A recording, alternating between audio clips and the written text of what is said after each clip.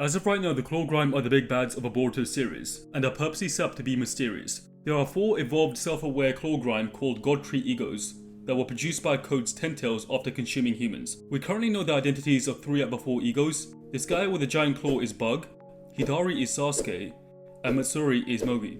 This leaves us with the question, who exactly is Jura? Before we reveal who it could be, let's welcome back to the channel, Naruto Explained. Oh man, hey, thank you for having me back over here, man. It's been a long time, man. Appreciate being on here, brother. It's been a while, but hopefully we can do more of these in the future if that's what people want to see. Going into this, we know that 2 egos whose identities have been revealed have names that are linked to their identities. For example, Matsuri means festival, which is derived from Moegei's surname, Kazumatsuri. Hidari means left, which may refer to Sasuke losing his dominant left Chidori arm in his fight against Naruto at the Valley of the End. Left also represents evil, darkness, and malice in many religions and cultures, so it could be referring to Sasuke's dark side. Unfortunately, I'm left-handed. What about you, Ian? Yo, I'm right-handed, man. In all seriousness, I'll speak more on Jura's name a little bit later. However, at face value, his name does kind of sound like Jigen's, and a lot of people predict that he is either Jigen or Ishiki for that reason. But let's take a step back, because if that was the case, how would the Jubi have acquired his DNA? Boruto speculates that one way could be through Code's claw marks, in which he mixes the iron in his blood with his chakra. So when Code split the Jubi using the claw marks, the Jubi gained a part of Code's DNA. Code was implanted with the white karma, which is a dud that can't resurrect Ishiki. However, it still contains his genetic data. We know this is because it's referred to as Ishiki's pure power and grants him some of the karma's power. The karma is the genetic data of an Otsutsuki which overrides the host DNA, which means that Code is at least partly Otsutsuki. Maybe not entirely, as he can't resist the omnipotence like Boruto and Kawaki can, but Code in theory should still have some of Ishiki's DNA. However, this doesn't prove that Jura was created by Ishiki's DNA, because when Hidari and Jura entered the village, only Hidari's chakra was identified as Sasuke's by the village and his sensory team. Jura's chakra, on the other hand, was unidentified despite Ishiki visiting the village on 2 separate occasions, suggesting that Jura isn't Ishiki. What do you think, Ian? Yeah, I really think it's that last line that's going to be like the tell on it, which is the fact that like when Jura came into the village, like nobody knew who he was. Like everybody immediately was like, oh, it's Sasuke. And then you got people like Shikadai, like, oh man, we're gonna go get him. We're gonna go get him. Sasuke's a traitor. Nobody said anything about Jura. And the reason why that's telling is because of what you said about Jigen and Ishiki both having come into the village, and they have very distinct chakra signatures, and they're enough of a threat that even if it wasn't something that was permanently recorded, they would at least know what the chakra signature is. Because when Ino first sensed Jigen, who was a failed vessel of Ishiki, like she like completely collapsed just over like the darkness and the bloodlust that was in it. And when Ishiki came in, it was a similar thing. Like we didn't see Ino fall out, but like everybody knew like, okay, this dude's here right now. Nobody did that with Jura, so that kind of leads me to believe that more than likely he's probably not Jigen. You know, at first I thought maybe he would have been Ishiki kind of reborn as a evolved Shinju. The fact is that like he does have some Otsutsuki DNA inside of him because he's able to use the Shinjutsu Shibai, and he's got that karma from Ishiki. Ishiki was able to appear in front of him, so I thought maybe it'll be something like that. But the moment that he walked in and you couldn't see anyone react and identify his chakra signature, that let me believe, okay, like that's 100% not gonna be Jura. There's something else to that, and we'll get on that later on in the video that makes it pretty clear who Jura's identity actually is. So if it's not him, who could it be? Well, some think that it could be that random leaf shinobi based on the fact that there was this nameless leaf shinobi who was bitten by a Claw Grime. However, if that was the case, Jura's chakra would have still been identified by the village, since, you know, this guy is from the leaf village and they have his chakra data too. But it wasn't identified. So we can cross that leaf shinobi out there as well. Do you think it could be him? Nah, like I know like Boruto's got like some super crazy power scaling, like where like the power cliffs have gone like super crazy, but some random, like let's say like he's a Jonin at best, he's got the flat jacket and everything. Some random Jonin who was probably like weaker than like Denki and Awabi from the anime. There's no way in hell that like getting turned into a Shinju is gonna level him up to a point where like he would be as strong as Jura, who's implied to be the strongest of all the Shinjus. So definitely not him. And then just logic from what you said, like his chakra signature wasn't even picked up on. They would have at least said like, oh, this is the guy that got turned into tree fertilizer. I have to agree with that. I mean, I guess Bug isn't really too strong. and was still made a pretty powerful ego. We don't really know how strong Bug is, so I don't think that's the best example. Okay, so with those guys out of the equation, back to the name theory, as I was alluding to earlier in the video. The names of the egos have clues to who they could be, and the name Jura roughly translates to 10 demon. Jura is possibly a combination of the words 10 tails and Shura, which together means warring demon and is short for Ashura. It may actually refer to the 10 Rakashi that appears in certain Buddhist myths and Japanese folk stories. So in my opinion, there's a clear correlation between Ishiki's 10 tails and Jura. What do you think? Yeah, no, I definitely think that that's going down the right path right there. Kind of talked in the past about the fact that like all of that kind of lines up, and then even like with like mixing the names together, that's something that Kishimoto's done in the past, where you can break down the first part of someone's name and you can break down the second part, and he's mixing and matching some of the stories. Like other series do it as well. Like when you look at Giyu Tomioka from Demon Slayer, when you break down like the surname and like the different meanings in the name itself and the spelling, it goes right into his character arc. And like Kishimoto's done that with Naruto, and with some of the Boruto characters, their names all have hidden meanings in them. Like all the card inners have technology puns, and so it would kind of make sense that everything with Jura is related to ego in the sense of what's the first thing we hear when he starts speaking? He starts talking about how the Ten Tails have awakened, and basically that Boruto got away because of their own, I believe he said their own conscious desire for information that was really his, but all that lines up right there. I'd have to agree with all of that based on the evidence that we do have for Jura and the 10 tails being one and the same. After gaining consciousness, we know that the egos have a specific target in mind and who they want to eat. They all have cravings, and they can't really explain why they have these cravings, but I believe they link to their natural instincts as miniature god trees. We know Matsuri's target is Konohamaru, Hidari's target is Sarada, and Claw Bug's target is Ada. But this leaves us with Jura's target, who claims it's Naruto, but more specifically the Nine Tails, I believe. We know that since he was trying to track Naruto down through the Nine Tails chakra, and he doesn't mind consuming Himawari instead of Naruto.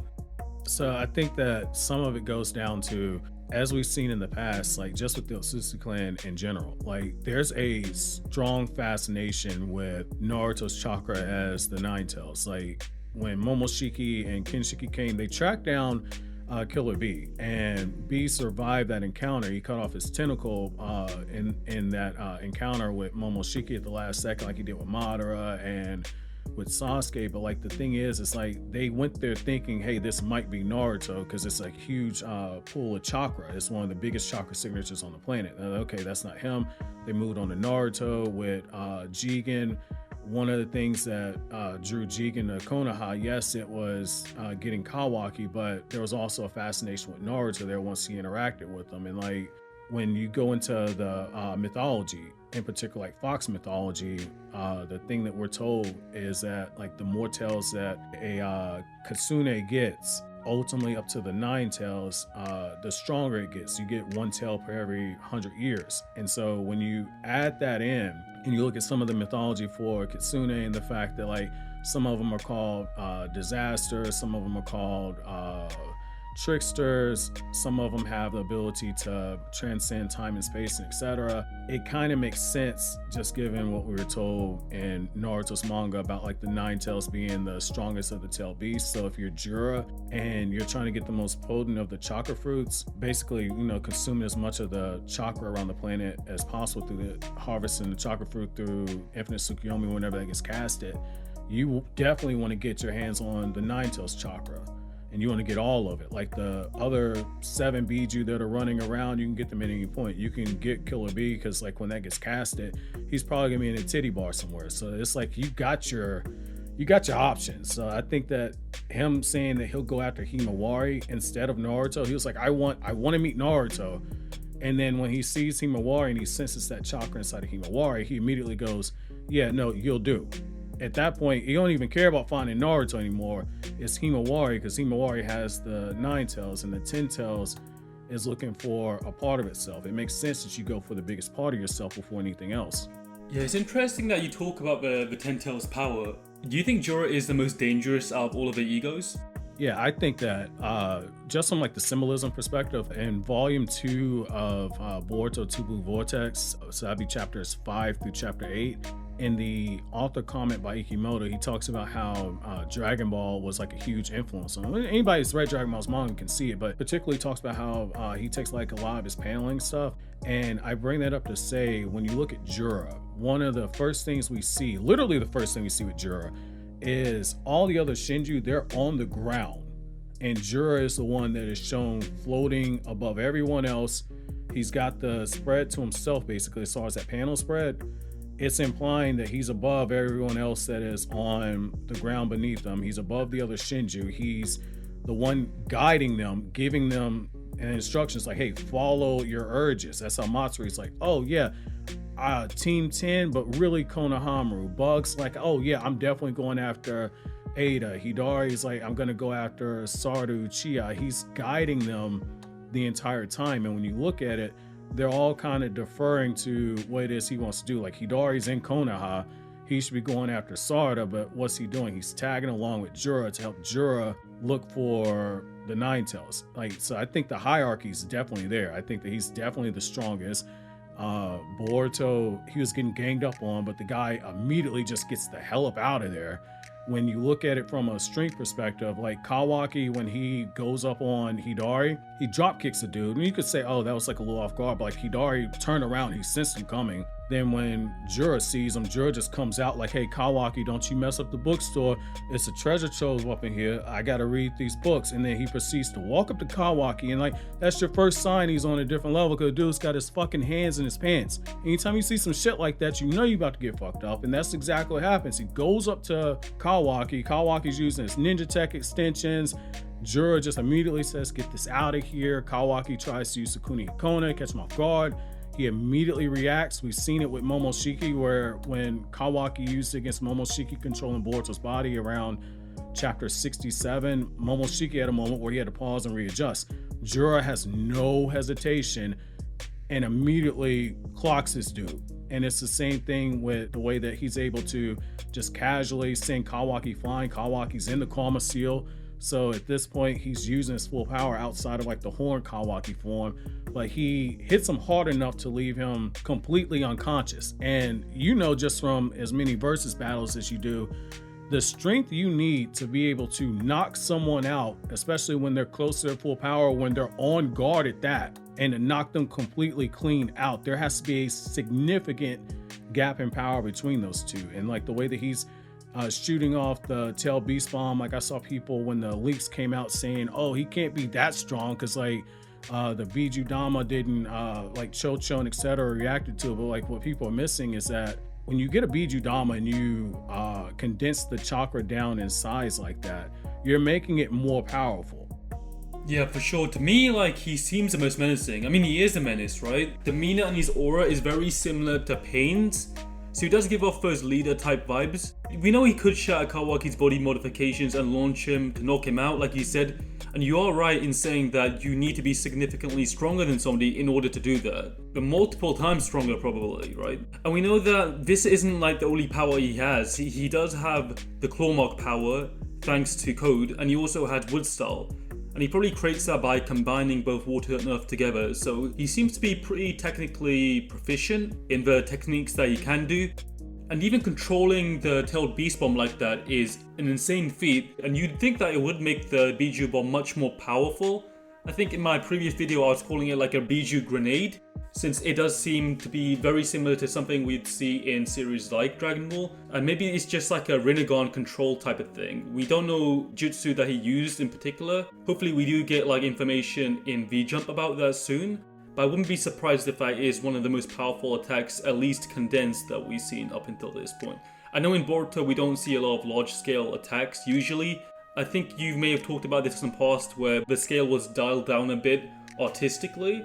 Kishimoto said it in the interview for Jump Festa 2017, so this would have been December 2016 in one of those issues of Weekly Shonen Jump. He talked about how the enemies are getting stronger and stronger and the battles are having Naruto and Sasuke at their highest peak than they've ever been before, but they want to scale down the fights because of how strong the characters are getting. A Super Saiyan doesn't fire off a ki blast, it hits the ground and it blows up the whole planet. It goes back to attack potency, it goes back to the control. That's all intentional by Ikimoto. It's quite an interesting thing they're doing now with the power scaling as well. We know that Jura should be much more powerful than anybody we've really seen before, because like he should, in all honesty, scale above Code, who we know when he has his limiters off is stronger than Naruto and Sasuke.